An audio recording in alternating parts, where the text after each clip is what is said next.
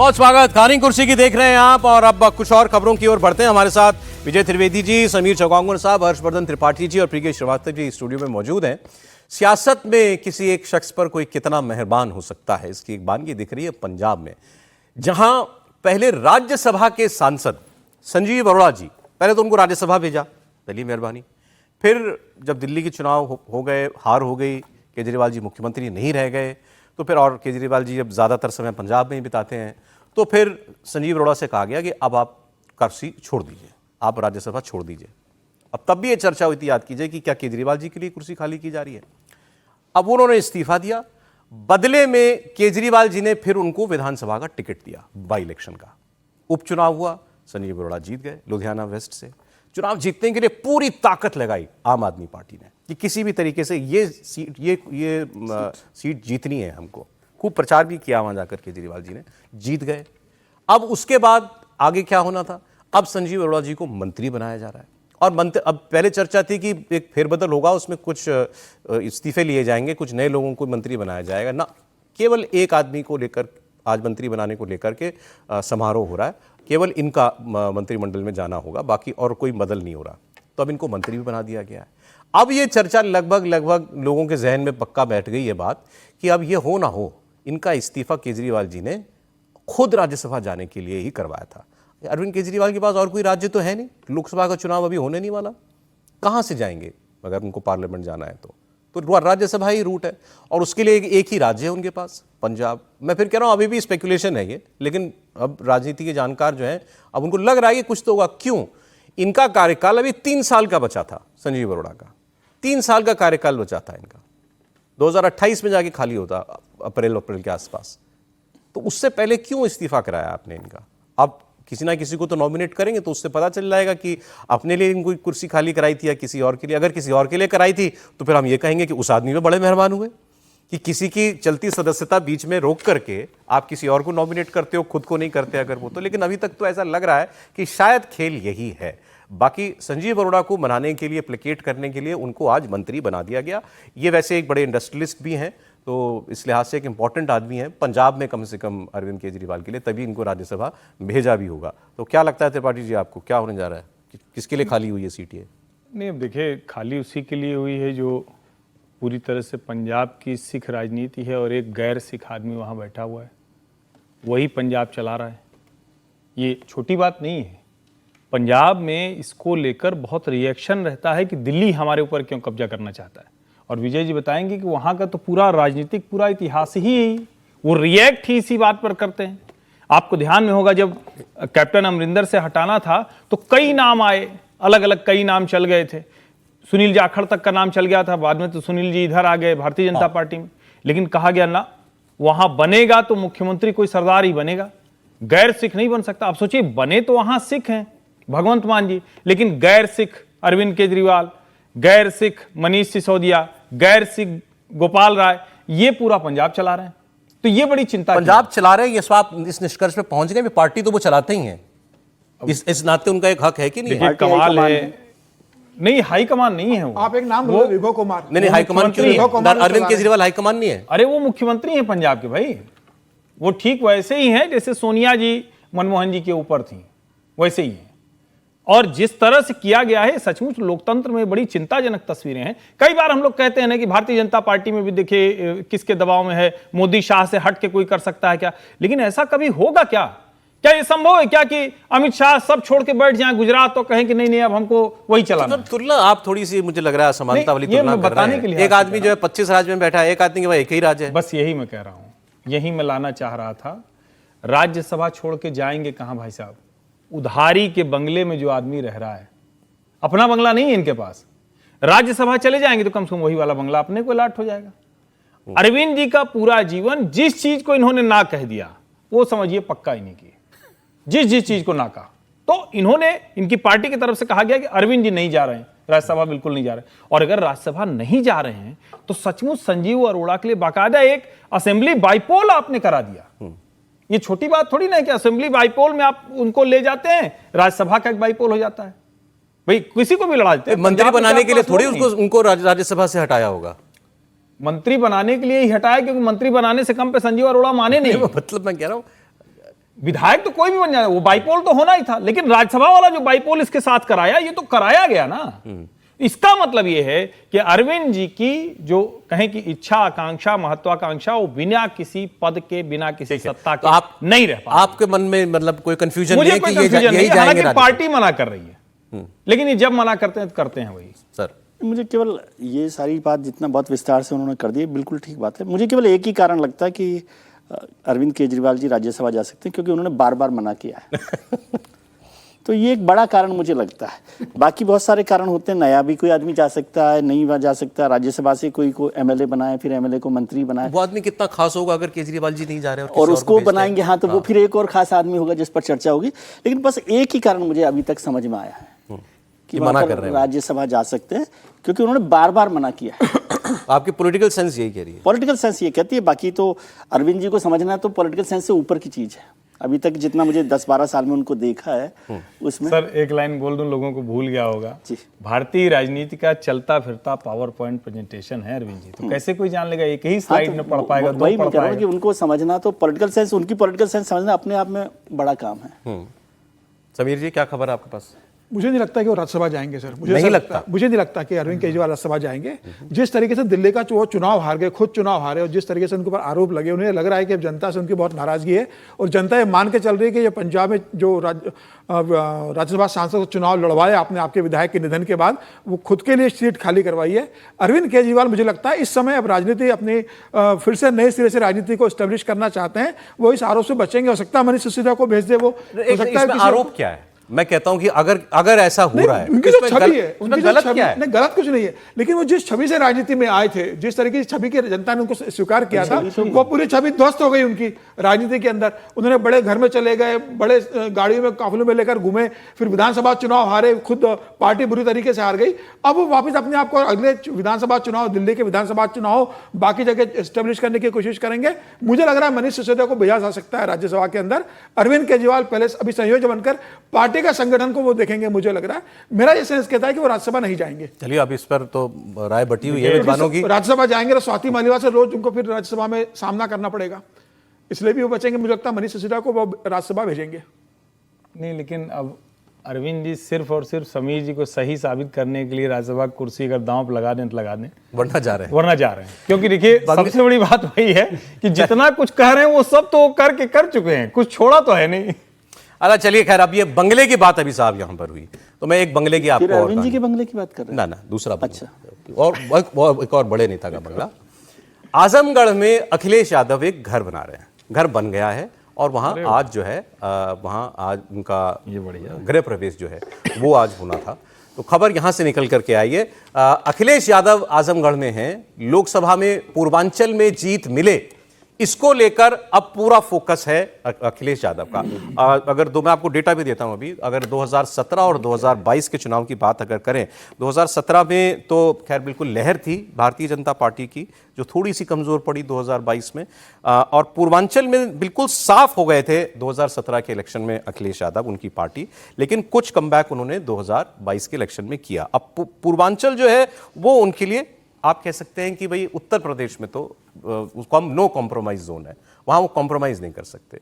अब उन्होंने आजमगढ़ में अपना घर बनाया। लखनऊ में वो रहते हैं, तो इस तरीके से यूपी में उनके 3 घर हो गए।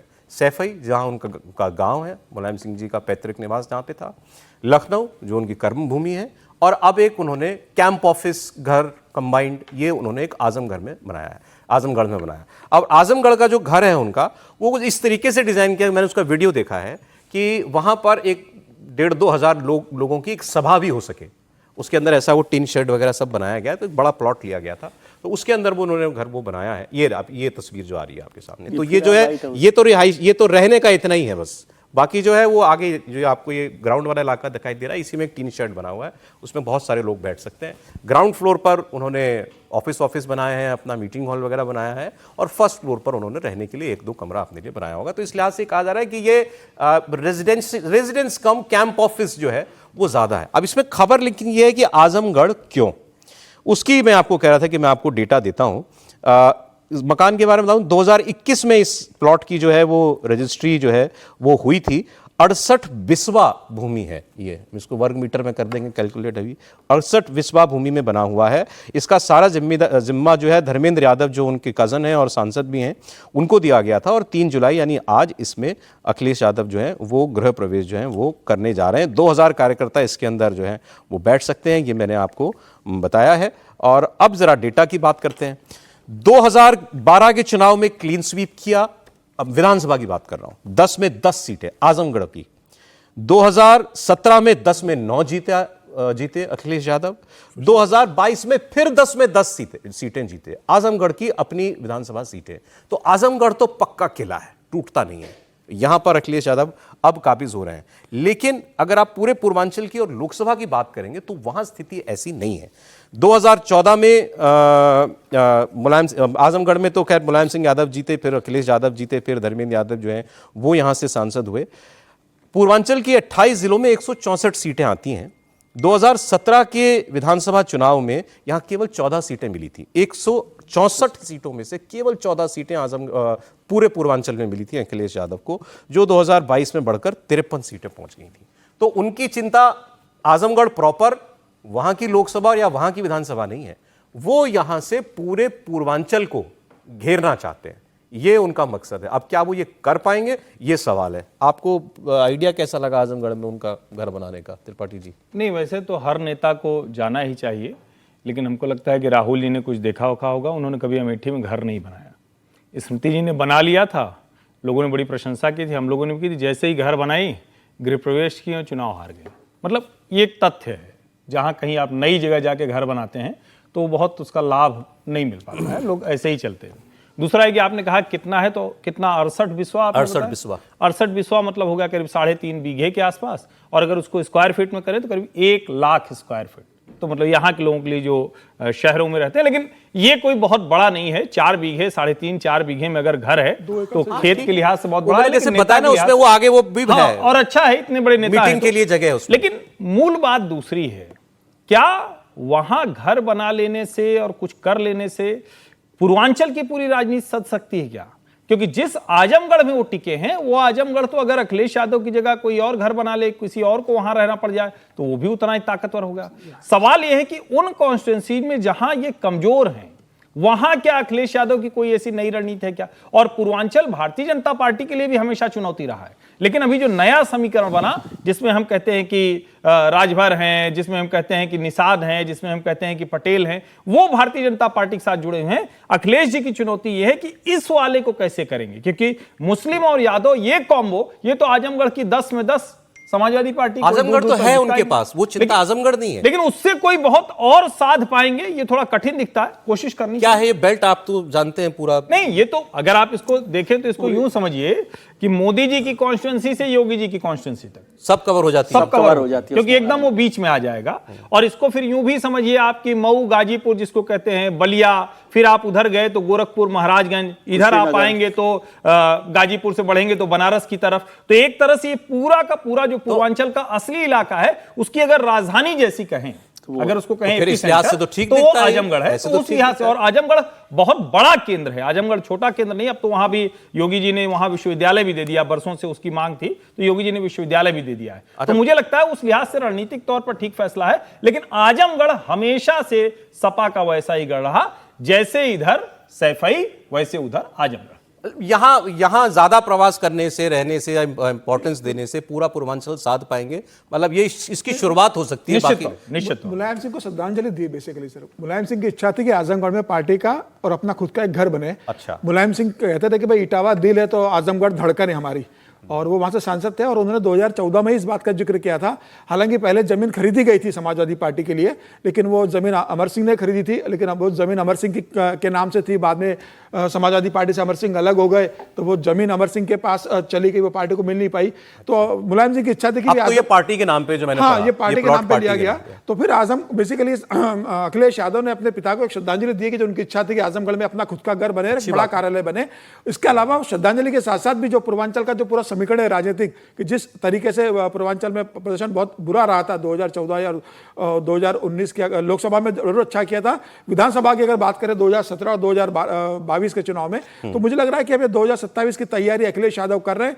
पूर्वांचल में बैठ के, आजमगढ़ में बैठ के वो कितना आजमगढ़ को मजबूत कर पाते हैं। हालांकि आजमगढ़ अब की ये 10 सब सीटों की मजबूत है। घर तो बना लिया, अब यहाँ आते रहना पड़ेगा ना। दूसरे तरीके से देखने, आजमगढ़ एक तो केंद्र है जो पूरा का पूरा बहुत महत्वपूर्ण इलाका है वैसे वो पूर्वांचल का आजमगढ़, और तीनों पार्टियां, Bharatiya Janata Party, Samajwadi Party, even Rahul Gandhi ji भी, आपको याद हो कि कुशीनगर में उन्होंने खाट सभा शुरू की थी, तो वो पूरे पूर्वांचल के इलाके में सब लोग अपनी कोशिश करते हैं। समाजवादी पार्टी का गढ़ रहा है पूरा का पूरा पूर्वांचल, मोटे तौर पर चुनाव तो हारते जीतते रहते हैं, लेकिन आजमगढ़ में अखिलेश यादव रहे वो तो बेहतर बात होगी कि वो कनेक्ट कर पाएंगे, लेकिन वो एक सेंटर उन्होंने पावर पार्टी का बना दिया कि लखनऊ जाने की बजाय जो आजमगढ़ पूर्वांचल के लोग हैं, जब 2000 कार्यकर्ता हो तो वहां पे पूरा पार्टी दफ्तर चलेगा ना। तो एक तरह से जैसे छोटे राज्य आप बनाते हैं कि भाई सबको राजधानी के लिए वहां नहीं जाना पड़े, लखनऊ ना आना पड़े, तो वो कार्यकर्ता जो है पूर्वांचल का वो वहां पर आएगा, वहां पर जो उसकी शिकायत है या मुलाकात है, और वहां जो लोग बैठेंगे, जरूरी नहीं कि अखिलेश ही वहां पर बैठे। ऐसा मुझे लगता है। पश्चिम के लिए उनके पास इटावा है इधर, और लखनऊ सेंटर के लिए है, और वहां पर पूर्वांचल में वो हो गया, तो बेहतर एक कॉम्बिनेशन। अब नतीजा क्या होता है क्या नहीं होता, लेकिन कार्यकर्ताओं की दृष्टि से वो एक बेहतर सेंटर होगा। सर अगली खबर बता रहा हूं इस पर, आपको खाट यात्रा का जिक्र नहीं करना। वो देवरिया यात्रा का जिक्र कहां से आ गया इसमें? वो कांग्रेस राहुल जी वाला, देवरिया से दिल्ली की वो खाट यात्रा थी, और शुरू होने के बाद खटिया ले लेके सब कांग्रेसी भाग गए, कहे कुछ और नहीं मिल रहा है खटिये से ही। तो सर वो बड़ा पीड़ा वाला है। आपने यहाँ घर के अंदर है सब, यहाँ से कोई कुछ नहीं ले जाएगा। ठीक सर, अगली खबर पर आपका कमेंट चाहूंगा मैं। ये खबर बहुत हम सबको ध्यान से देखनी चाहिए, सुननी चाहिए, और इस पर बात भी करनी चाहिए। बंगाल में चुनाव के बाद, विधानसभा चुनाव के बाद हिंसा हुई थी, बहुत इसकी बात हुई कि चुनाव में भारतीय जनता पार्टी को वोट देने वाले लोगों को या बीजेपी ज्वाइन करने वाले लोगों को वहां कैसे प्रताड़ित किया गया। उसमें से एक मामले पर फैसला आया है अभी। मामला क्या है? 9 साल की बच्ची के साथ बलात्कार। 9 साल की बच्ची के साथ बलात्कार इसलिए क्योंकि उसके माँ बाप ने बीजेपी को वोट दिया या बीजेपी को पसंद करते थे। 4 साल के बाद फैसला आया है। मालदा की अदालत ने आरोपी रफीकुल इस्लाम को दोषी करार दे दिया है। अब 4 जुलाई को यानी कल उसको सजा सुनाई जाएगी।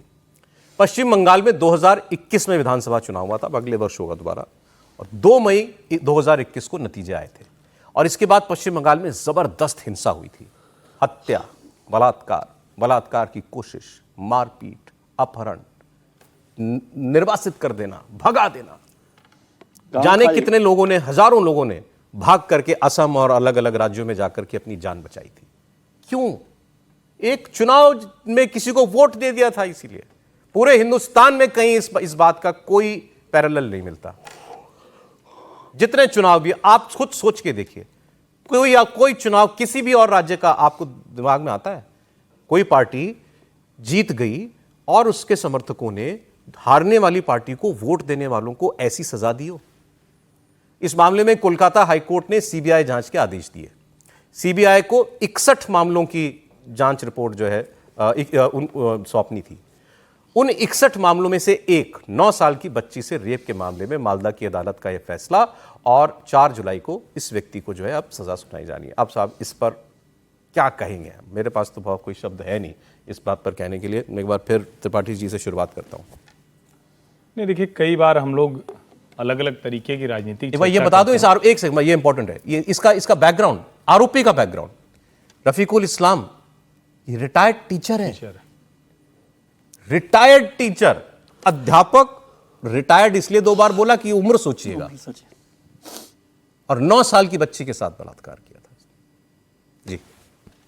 देखिए, ये 2021 के विधानसभा चुनाव के बाद की मेरे ख्याल से ये घटना है। हाँ जी। और उस वक्त अगर आप ध्यान कर रहे हो तो देश में आज तक कभी नहीं हुआ कि किसी एक राज्य के लोगों को अपना घर, परिवार, मकान, दुकान सब छोड़ के दूसरे राज्य में भागना पड़ा हो। आज के जो उपराष्ट्रपति हैं जगदीप धनखड़ जी, ये उस वक्त वहां राज्यपाल हुआ करते थे, और असम का धुबरी जो सटा हुआ है, एक तरह से कहें बांग्लादेश से भी सीमा है और पश्चिम बंगाल से भी है, वहां वो सब जाकर किसी तरह से अपनी जान बचाए थे। ममता बनर्जी ने वहां जाना तक उचित नहीं समझा था। तृणमूल कांग्रेस के नेताओं ने बाकायदा प्रेस वार्ता करके टीवी की डिबेट में कहा कि ये सब अफवाह है, ये सब दिल्ली का मीडिया, नेशनल मीडिया वो हमारे खिलाफ खड़ा रहता है और ये कर रहा है। उसी में से एक घटना है, ये एक में निर्णय आया है, लेकिन उस वक्त कम से कम 100 घरों को तबाह कर दिया गया था, उनकी दुकानें लूट ली गई थी, उनको जला दिया गया था। कुछ जगह ऐसे मामले आए जहां आप गांव का जो बीच का हिस्सा होता है ना, जिसको कहते हैं कि जहां चौपाल लगी है, गांव के लोग बैठते हैं, घर से वहां तक नाक रगड़ते हुए वहां आना पड़ा था। लोगों के सर से बाल मूड़ दिए गए और कहा तुमने भारतीय जनता पार्टी को वोट दे दिया है। जिस प्रत्याशी की जीत हो गई उस वक्त एक चला था, वहां के एक तृणमूल कांग्रेस से जुड़े हुए नेता हैं, उन्होंने एक गाना बनाया था खेला हो बे, उसकी धुन पर नाचते हुए जो जो भाजपा का झंडा वाला घर रहता था वहां वो बम फेंकते हुए जाते थे। अब आप इसकी भयावहता समझिए। उसमें ये एक घटना है कि 9 साल की बच्ची के साथ एक व्यक्ति इतना बर्बर हो सकता है। और रफीकुल इस्लाम एक नाम या एक मसला नहीं है, पश्चिम बंगाल का चरित्र इस वक्त बन गया है। दुर्भाग्य ये कहते हुए कि जो पश्चिम बंगाल बड़ी बड़ी जिसको कहते हैं महान विभूतियों की जगह रहा, वो बंगाल आज यहां पहुंच गया है कि सिर्फ हिंसा, सिर्फ हत्या, सिर्फ इस तरह की चीजें कि ह्यूमन राइट्स कमीशन के आप बयान देख लीजिए। कलकत्ता का उच्च न्यायालय कहता है कि ये तो यहां रूलर का लॉ चल रहा है, रूल ऑफ लॉ नहीं चल रहा है। तो मुझे लगता है ये घटना उसी संदर्भ में देखी जानी चाहिए। और मैं बार बार कहता हूं, हो सकता है कि इसको सुनते हुए कई लोगों को राजनीतिक लगे, बिना राष्ट्रपति शासन के क्या पश्चिम बंगाल में निष्पक्ष चुनाव हो सकता है, यह सवाल भी श्रीवास्तव जी। सौरभ, ये ऐसी घटना है कि इसके ऊपर मुझे तो समझ में नहीं आ रहा है क्या प्रतिक्रिया करें, क्योंकि इससे दुर्भाग्यपूर्ण कुछ नहीं हो सकता है कि स्वतंत्र भारत में आपको अपना ही वोट देने के बाद इस तरह की निर्ममता का वो एक तरीके से सामना करना पड़े। और ये तो बर्बरता है, वो भी ऐसे बंगाल से जो अपने आप में लोग, हम पहले कहते थे what Bengal thinks today India thinks tomorrow, तो उस जगह से जो इस संस्कृति के लिए माना जाना जाता था, अब ये देखना पड़ेगा ये सारी पॉलिटिकल पार्टीज़ को, ख़ास तौर से जो इस वक्त लीड कर रहे हैं, रूल कर रहे हैं, उनको सोचना पड़ेगा कि ये क्या हम अपने बंगाल को इस तरफ ले जा रहे हैं। और आप अगर मुझसे पूछिए तो हम कहेंगे जब तक दंड बहुत की प्रक्रिया बहुत तेज और तुरंत नहीं होगी, ये नहीं रुकेगा। जितने भी अपराधी प्रवृत्ति के लोग होते हैं वो करते रहेंगे जब तक उनको आश्रय मिलता रहेगा। तो दंड की प्रक्रिया को तेज करना पड़ेगा और दंड देना ही पड़ेगा। हमारे यहाँ ये था कि राजधर्म में दंड बहुत आता है, हमें ऐसी चीज़ों का सामना करना पड़ा जब हम लोग उस पद पर रहते हैं, लेकिन हमने ये सीखा है अगर आप समय पर दंड देते हैं, सही आदमी को दंड देते हैं और प्रक्रिया में किसी तरह नोक झोंक निकाल के, तो आपके यहाँ शासन बना रहता है। अब सर एक खबर और मैं आपको बता देता हूं, यहां भी दंड की बड़ी आवश्यकता है। ये खबर है महाराष्ट्र से।